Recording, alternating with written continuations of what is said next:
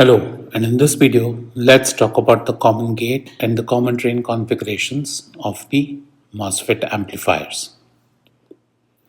So in the common gate configuration, which we'll begin with, the gate terminal of the MOSFET is common between the input and the output nets, right? So that's hence the term common gate. Now we'll see later that this common gate configuration is unique in the sense that it has one of the largest bandwidths of an amplifier circuit that can be made with the MOSFET. So it has some specific uses when we start cascading networks. So let's first begin by analyzing the common gate circuit. So the common gate circuit, let's first analyze for the simple case when there is no channel modulation in the circuit. So the common gate circuit looks something like this. You have a transistor M1 that is biased in saturation through a gate voltage Vp. You have applied a load at the drain given by Rd. The input signal is applied at the source terminal and the output is pulled out from the drain terminal of the MOSFET. Now, because you have applied a small signal at the source is going to oscillate with Vn. Now, when the source oscillates, it is going to change the VGS of the transistor, and hence there's going to be a current, small signal current that's going to flow from the source. So here you see that there is a small signal current that flows from the small signal source into the amplifier, and this current flows away from the source, right? And this current that you've generated, this small signal current, essentially flows through the load that is connected, generating a voltage gain, right? And so similar to the common source amplifier, here again you have an input signal generating a small signal current that flows through a load, creating an output voltage. So let's understand how to calculate the small signal gain. Again, now in this case, simple case, we have taken lambda to be 0. So hence, I will first draw the small signal model of the transistor. And then here you have the gate connected to DC voltage, so the gate is grounded. The drain voltage, the drain node is connected to RD, which is connected to VDD, which is signal ground, so that is right here. And you have an input signal that is connected to the source of the transistor. And so in this case, I want to measure V0 upon Vin. So again, this circuit is simple to analyze. VGS is going to be equal to minus Vin, right? Because VGS plus Vin should be 0. And so what you have is this current source actually looks like a current flowing upwards given by GMVN that flows into RD, causing an output voltage. So we have V0 as GMVGS, or voltage gain is GMRD. So note that the voltage gain is similar to what you would have gotten in the common source configuration, the primary difference being the sign before the voltage gain. So here you see in the common gate amplifier is that the gain is not inverting. That is, the output signal is going to be in the same phase as the input signal. So as the input signal rises, the output signal rises, and vice versa. In the common source amplifier, what we saw was the gain was negative, which means that the output signal was out of phase of the input signal, right? So that is one of the main differences between the common gate and the common source amplifier. Now let's look at the input and the output resistances of this amplifier. So here, because the input is connected to the source, there is a current that flows into the source of the transistor. So therefore, Rn of this amplifier is not infinity, because this amplifier is accepting a current in the source terminal. And so how do I calculate that current? I need to basically establish what the input current here is. Now in the case of lambda being non-zero or lambda being 0, VGS, we just looked at the case where VGS is minus Vn. So this current source actually looks like a GM current flowing upwards, which means the net input current is GM times Vin, or in other words, my Rn is given by 1 by GM. So here you have a case of an amplifier whose input resistance is not infinite. Rather, it's a small number which is given by 1 by GM. So this is an amplifier whose input resistance is small. And we'll see how that impacts the use of this amplifier. The output resistance in this case, again, you short the source, in which case you're going to get the output resistance to be RD. So the output resistance in this case is going to be very similar to what you got in the common source configuration. Now let's look at the impact of the finite input resistance. So typically if you look at transducers have limited current sourcing capabilities. That is, any sensor you connect typically cannot source or sink a large amount of current. And the way we model that is using what is known as a signal resistance of RS. So we model the transducer as an imperfect voltage source or a current source with an internal resistance of RS, because that RS is going to model the current sourcing capability or the voltage sourcing capability of the transducer. So if you think about an amplifier, and the simple amplifier model consists of a Vin that falls across Rn, that gets amplified by AV times Vn, and then you have its own output resistance, and that's the amplifier. So the circuit shown in black is the model of a simple amplifier. So if you think about an ideal voltage amplifier has Rn to be infinite and R0 to be 0. That way, all of the input voltage falls across the input terminals of the amplifier, and all the generated output voltage falls across the output terminals of the amplifier. Now in this case, if you look at the total input voltage that's falling in, it's going to be given by whatever is the source voltage dividing itself across the input resistance and Rs. So Vin is Rn by Rn plus Rs into Vs. So which means that only part of the voltage, signal voltage, is being dropped inside the amplifier. And that ratio of what's being dropped in the amplifier depends on how Rs is when compared to Rn. So Rn indicates how much of the voltage falls in the amplifier. And so ideally, if you want use most of the source voltage, that means that you want your Rn to be much larger than Rs, right? So you want to design a voltage amplifier which has a very large Rn, an Rn that is substantially larger than Rs. So all of this voltage, which is the information you want to amplify, all of it falls within the input of the amplifier. And how does this impact the apparent gain? Is that if you look at the output voltage, the load voltage, suppose I had a load resistance RL, again the output voltage is given by RL plus RO into AV times Vn. So again here, as I said before, for an ideal voltage amplifier, you want it to look like a perfect battery, and the output, which means you want your R0 to be 0. So this R0 measures the driving capacity of the amplifier.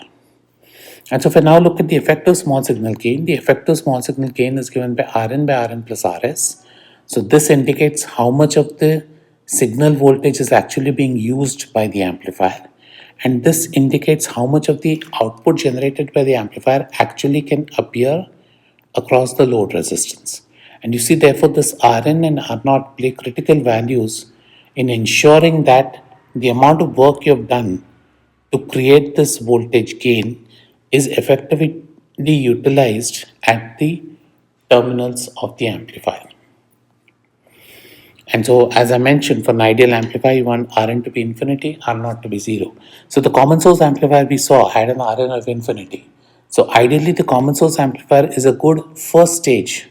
It's a good stage where you connect the transducer. So that, because the addition of the common source makes sure that most of the voltage that you need to amplify drops directly into the amplifier. If you look at the common gate amplifier, you will see that the common gate amplifier has a low Rn, which means that if I were to connect the signal source directly to the common gate amplifier, I need to worry about how much of that signal is actually being used in the amplification process. So let's look at that here. Now let's look at the impact of Rs on this common gate amplifier. So let's assume that if you have a signal source Rs that's connected to this amplifier. Now because you have a finite Rn, only part of the applied voltage is going to fall at the input of the amplifier. So, and that is going to be dictated by Rn and Rs, or the ratio of the two. Which means the effective input resistance, if I had an Rs connected to the circuit, is going to be Rn by Rn plus Rs into Vn.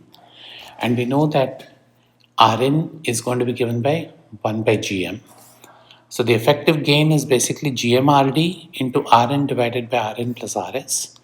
In other words, if you take Rn as 1 by Gm, so you substitute that, you're going to get your gain as Rd divided by Rs plus 1 by Gm. Now let's look at this example in this circuit. Suppose I want to find the voltage gain between Vn and V0, and you're given that the lambda of this transistor alone, M1, is 0. Again, this is to illustrate a point. Now, let's understand and see what's happening to the small signal. First, let's identify the various components of the circuit. So first thing you see is that there is an input resistance, input signal here. That input signal is showing up at the source of M1, right? And I'm pulling the output through the drain of M1. Therefore, I see that M1 is connected in a common gate fashion, right? So once I've identified the crux of the amplifier, so this is your transconductance phase. This M1 is the transistor that is going to be doing the transconductance. What's M2 doing? M2 has a signal coming in, but there's no output connected to M2. So M2 works like an additional resistance, right? If you will, it is going to steal some current here, and only less current is going to flow into M1, right? So this is going to appear like a resistance, and then you have this part which is the amplifier. So let's first understand when I apply an input resistance, input voltage here, right? Let's first understand how much of that is going to fall input the input. So let's call this input node X. Now we know that the gain from X to V0 is going to be GM1RD, right? Because this is a common gate amplifier, lambda of this transistor is 0. So the gain from this node to this node is GM1 times RD.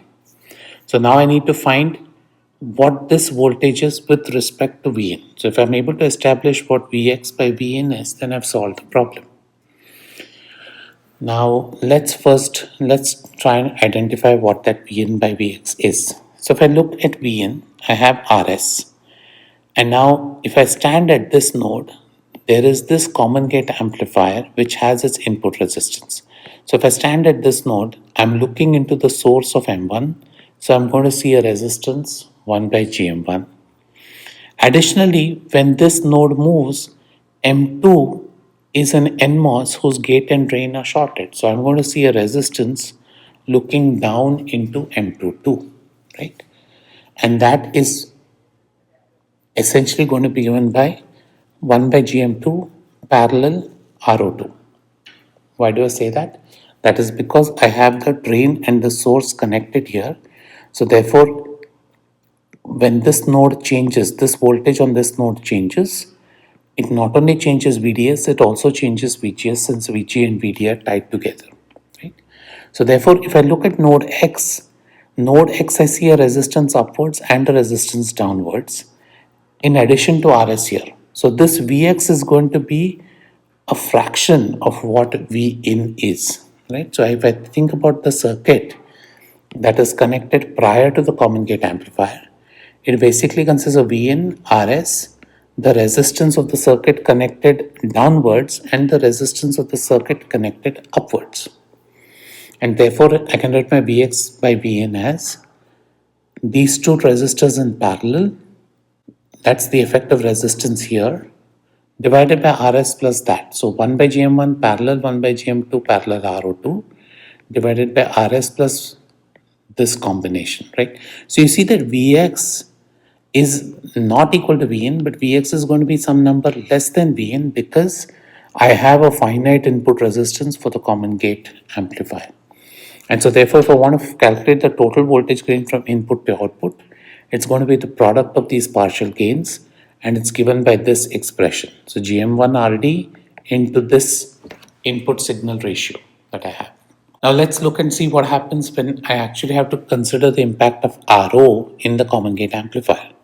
So when I consider the impact of RO in the common gate amplifier in small signal falls to this circuit, right?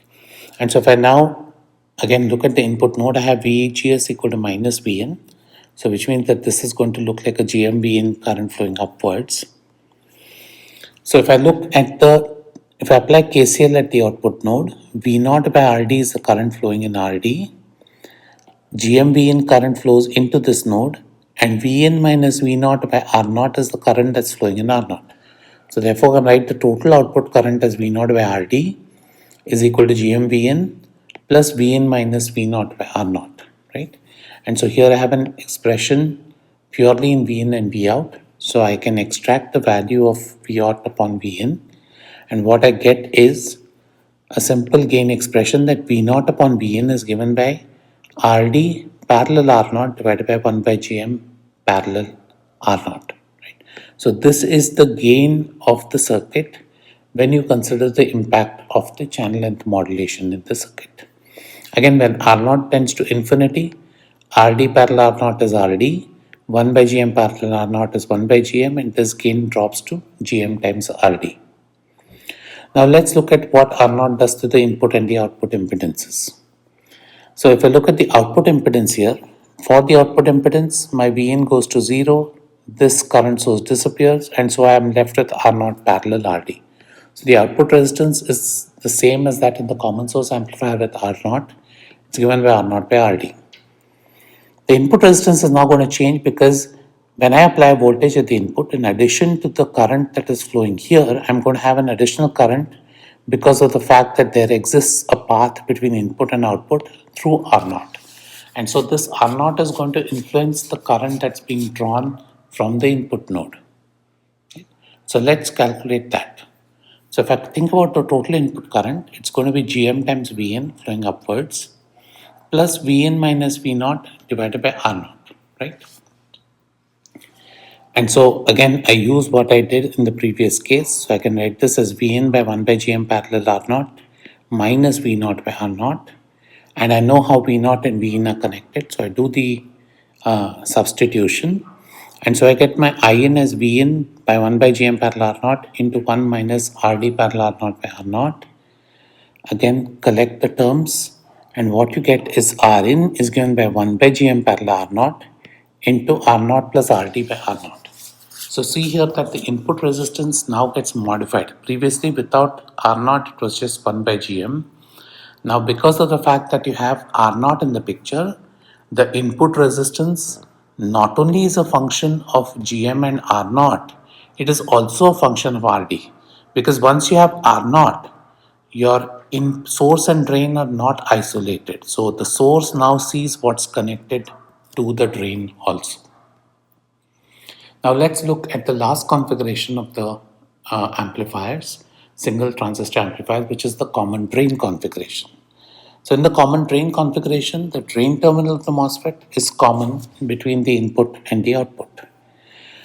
Now this configuration is again very commonly used for impedance transformation, and this is known as the source follower or the voltage buffer. So let's look at the circuit. The circuit looks essentially like this. You have an input again connected to the gate. The load or the output is pulled from the source of the transistor, and the drain is common between the input and the output. Right? So now if I want to establish the ratio of output upon input, I replace M1 with its small signal model, which is GM, and R0. The drain is grounded because it's connected to VDD. My input is connected to the gate, and I have RL connected to the source. Right? So again, if you think about GMVGS is essentially going to flow. R0 and RL are essentially connected in parallel. So I have GMVGS flowing into a parallel combination of RL and R0. So I can write my VGS or my Vin as VGS plus the voltage that is dropped across RL parallel R0, right? So my V0 is nothing but GMVGS into RO parallel RL, which is given by this fashion. So you finish the algebra, what you get is the voltage gain, V0 upon Vn, is Gm into RO parallel RL divided by 1 plus Gm into RO parallel RL. So you see here that this term, this value, AV, can have a maximum value of 1 when this Gm into RO parallel RL is much greater than 1. So you see here that the best case scenario for this circuit, it has a voltage gain of 1. In most cases, you see that the voltage gain here would be anywhere between 0.7 to 0.9. And so therefore what you see this, hence this is known as the buffer, because it's really not used as a gain stage, because you can't really extract a voltage gain from the circuit. What we'll see is that it gives you a good amplifier from the point of view of its output resistance. And you also sometimes call this as the source follower because the source follows the input voltage. Now let's look again at the input and the output resistances of this circuit. Again, here you have the input resistance is infinite because the input is connected to the gate of the transistor, and so it's a no-brainer, Rn is infinity. To calculate R0, what I need to do is apply a voltage at the output node, measure the current that's flowing into this circuit. Now in this case, the gate is grounded, but does not mean VGS is 0 because I've applied a voltage at the source, right? So ideally what's going to happen is I'm going to have VGS as minus V0, and so you have I0, that is the current flowing in, as V0 upon RL, V0 upon R0 plus GM times V0, because that current is also going to flow away. And therefore, which means that your I0 can be collected as the following. So you have R out as RL parallel R0 parallel 1 by GM. And in most cases, again, you'll see that 1 by GM is going to be the smallest term in such a circuit. So many a times the output resistance of this amplifier is essentially approximately 1 by GM. And 1 by GM is a small quantity. So now here you have an amplifier whose output resistance is small. Hence you'll see that this stage is very commonly used as the final stage of the amplifier, because this gives you an output resistance which is small, which is what you want in an ideal voltage amplifier. Right? Now, however, the drawback of this circuit is it's not going to give you a voltage gain. So use, say, a common source stage to give you a gain, and follow up the common source stage with the source follower, and the source follower is going to give you the right output resistance. So cascading those two circuits give you a gain with a low R0. So in the next video, we'll look at some special circuits which can be used to enhance the gains of the amplifiers.